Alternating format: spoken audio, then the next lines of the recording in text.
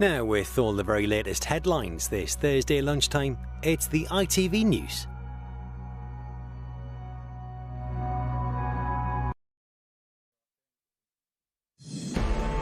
Kane scores, a nation breathes. Now England's heroes focus on the final. But what a night, what a time for sport to give us something to celebrate. An historic semi-final win in the Euros. We want to create memories for our nation, and I said the other day, the young ones think it's always like this. I've just had to tell Saka and Bellingham it doesn't normally work like this.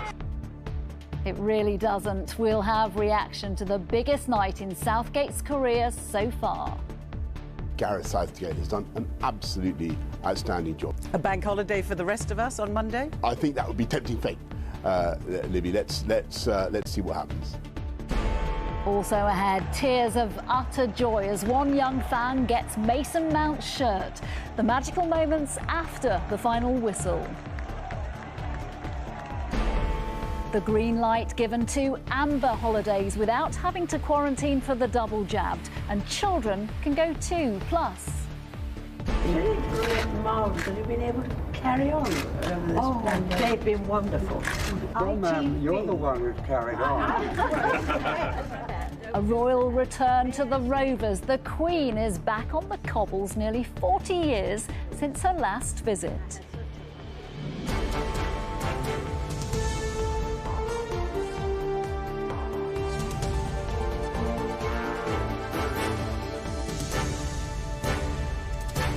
This is the ITV Lunchtime News with Nina Hossain.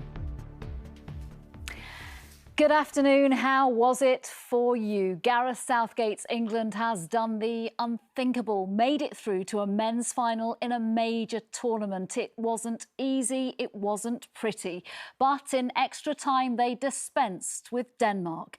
Now the team and the country has to wait until Sunday to see what happens next in the Euros. Sangeeta Lal on the celebrations and a reaction to a moment of sporting history some thought they might never see. They've done it. They've only gone and done it. The final whistle and England made history. Through to just their second major tournament final after 55 years of defeat, the dream of England winning the Euros 2020 edged closer to reality last night, and the country felt it. The man who'd led his team so calmly through a suffocatingly tense game finally shared his moment with fans. We want to create memories for our nation, and I said the other day, the young ones think it's always like this. I've just had to tell Saka and Bellingham it doesn't normally work like this. As well as a stadium of 66,000 people celebrating, millions watched from home, including the Prime Minister, who had only pride when asked about Gareth Southgate. What seems so amazing to me is how he varies it and he mixes it up and he plays a different series of options depending on the match in question. So, best of luck for Sunday. A bank holiday for the rest of us on Monday? I think that would be tempting fate. Let's see what happens.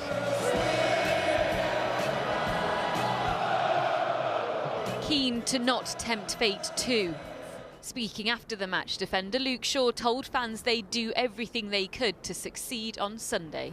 Honestly, it's the best feeling ever, I think. You know, we kind of need to enjoy this moment now, but when we wake up tomorrow, we go again. We need to be ready. We've created history, but we don't want to stop here. To get there, though, Gareth Southgate says they need to learn from last night. Oh, it's a wonderful goal! A game which at times was agonising. Sterling is there! And amazing to watch. 1-1 at 90 minutes.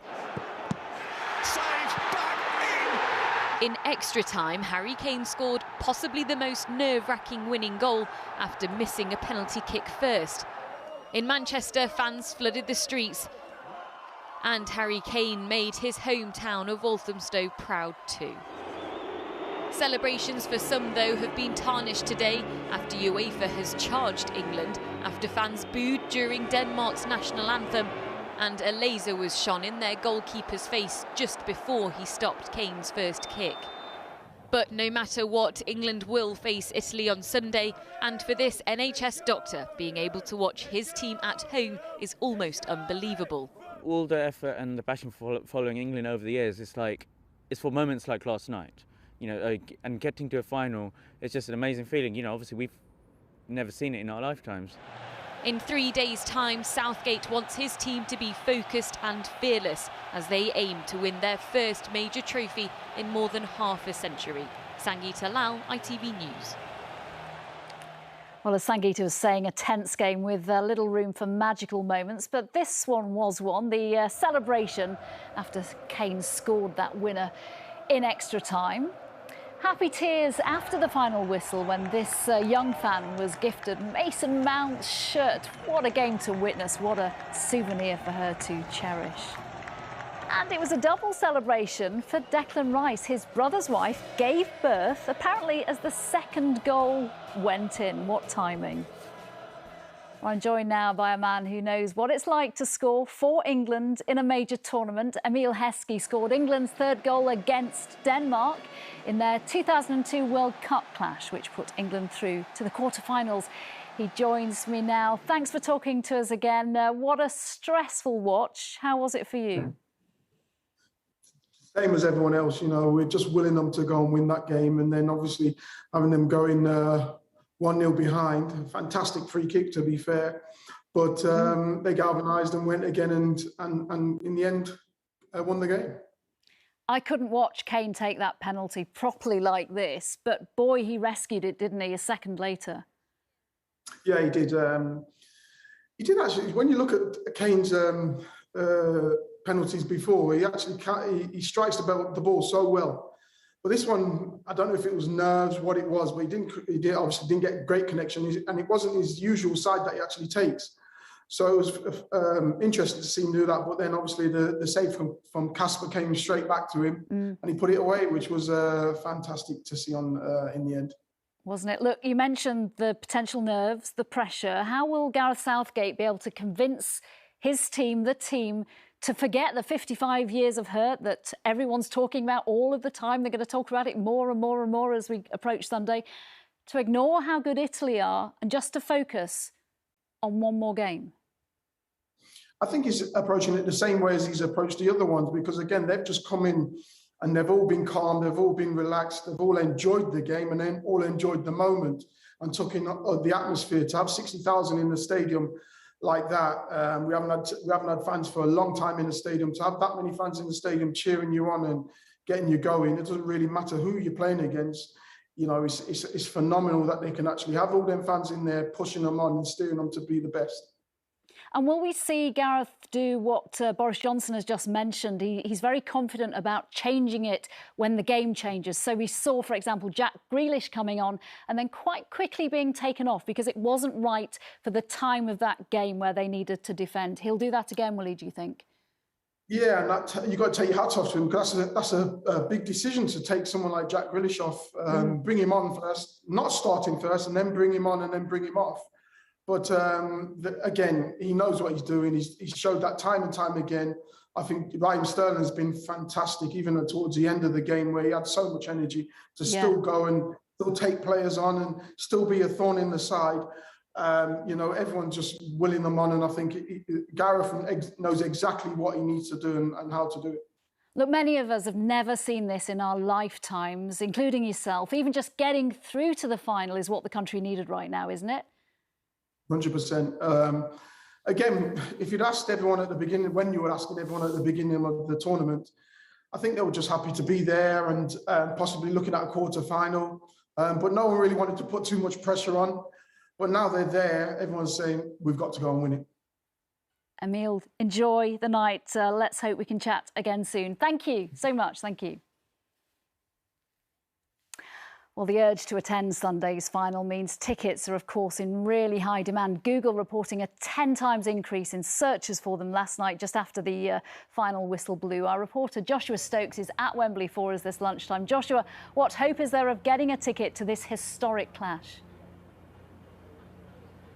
Well, to be honest, Nina, it's very unlikely. Like the semi-final, Wembley will be at a 75% capacity, which is about 60,000 people in the stadium behind me. But I'm afraid if you haven't got a ticket already, it's very unlikely you'll get one now. No tickets are available on the UEFA website the last time we checked, and most tickets were actually sold in 2019, long before it was known that England would reach the final. And if more tickets do become available, you'll need to find hundreds, if not thousands, of pounds to secure a place.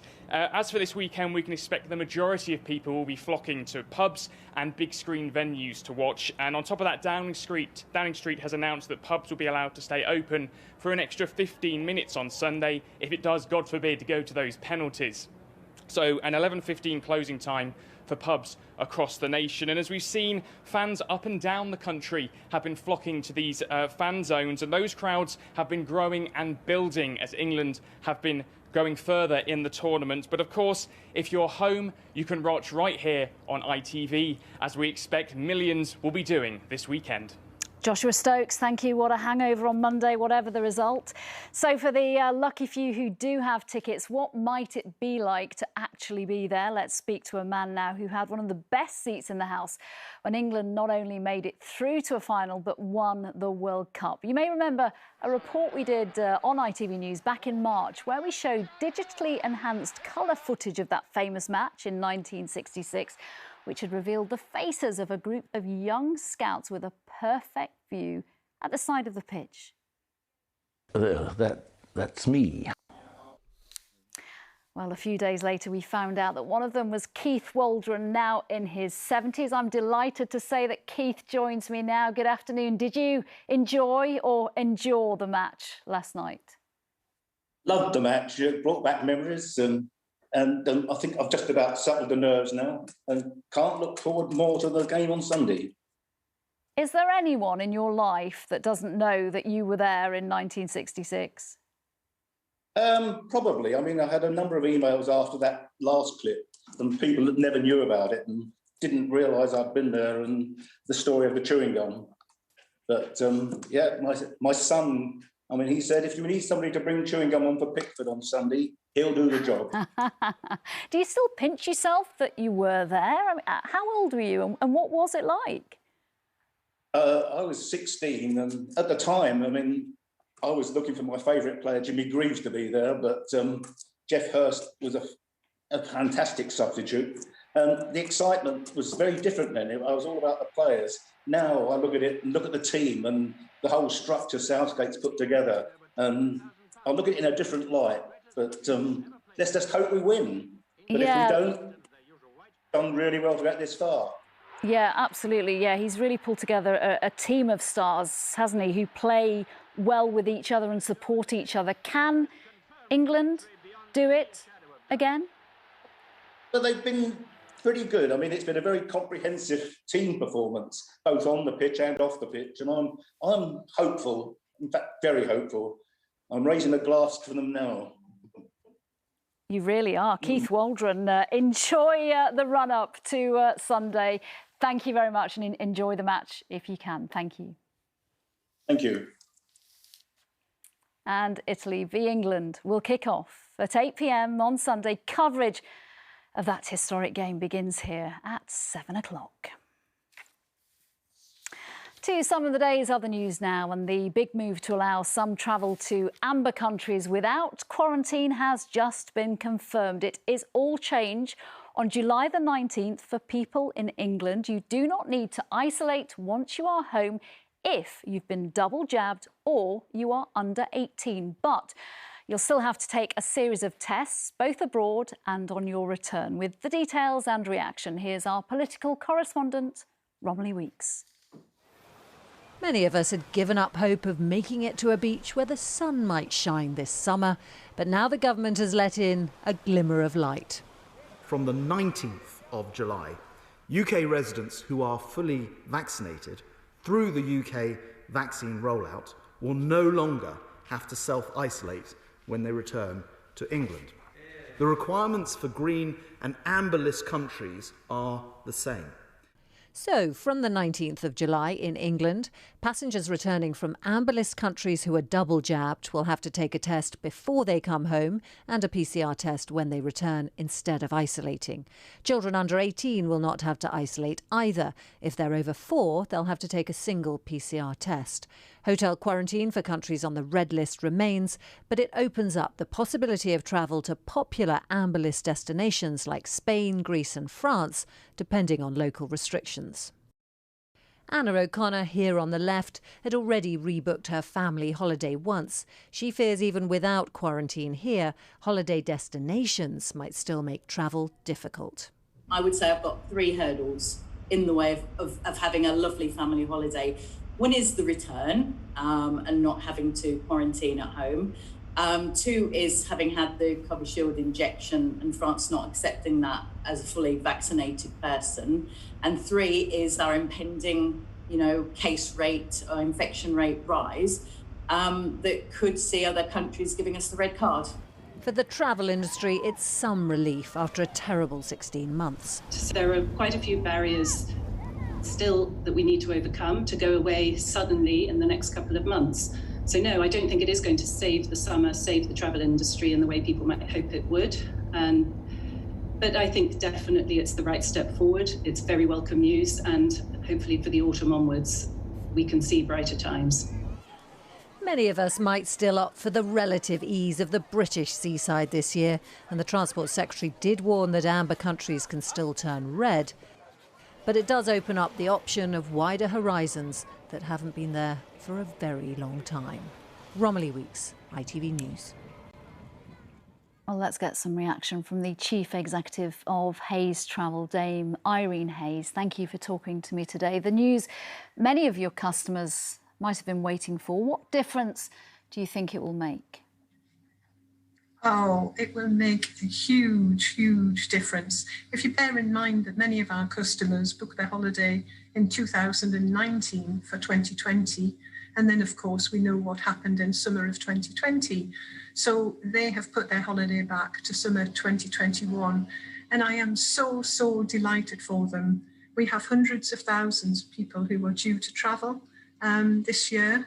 And they have gone through the pain of keeping their fingers crossed and hoping for the best. And whilst there are some conditions, this is great news for our customers and great news for the travel industry.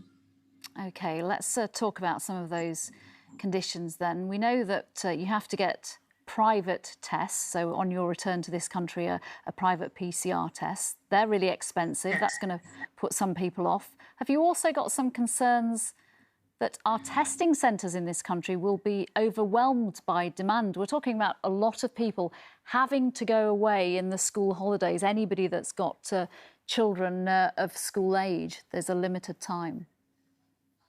The first thing to say is that Hays Travel have negotiated with a government-recommended laboratory for reduced price PCR tests, and we're offering those for £45 instead of the usual either 99 or in London 149. Yeah, and I know other companies have also offered something similar, but will they be able to cope, the companies doing the laboratory tests, cope with the demand?